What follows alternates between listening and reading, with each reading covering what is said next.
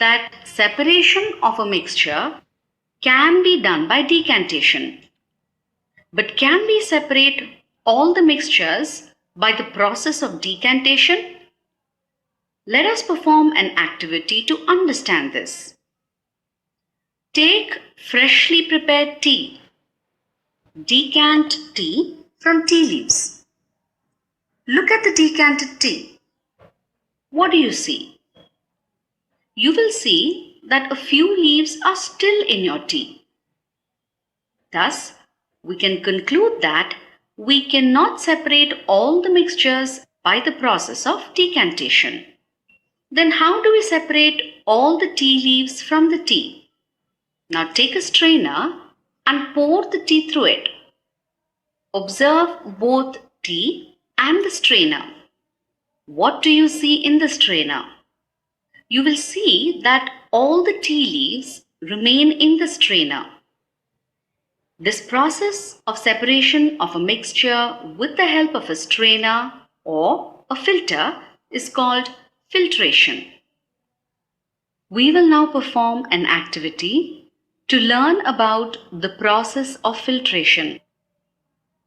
Take soil and water mixture in a glass beaker. Now take a small piece of cotton cloth. Take another glass beaker and put the cloth on top of it. Now pour the mixture through the cloth. What do you observe? You will observe that soil particles remained in the cloth while the water passes through the cloth and gets collected in the second beaker. Do you know why? This is because cotton cloth acts as a filter. Let us learn how a cotton cloth acts as a filter. In a piece of cloth, small holes or pores are there in between the woven threads. It is actually these small pores that act as a filter.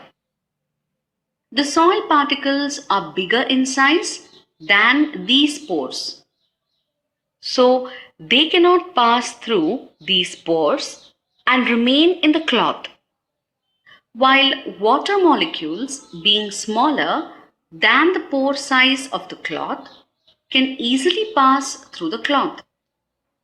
Thus, by using a filter, we can separate out components of a mixture. We have learnt that clothes act as a filter. Apart from clothes, a filter paper is another type of filter that has very fine pores in it.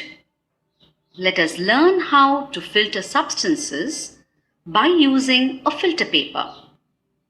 A filter paper is folded in the form of a cone.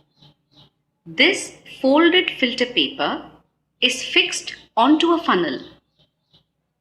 The mixture to be separated is then poured on the filter paper.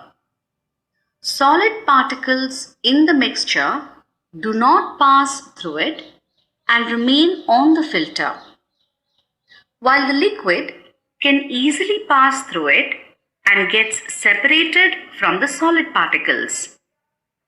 In this way, we can filter liquid from a mixture by using a filter.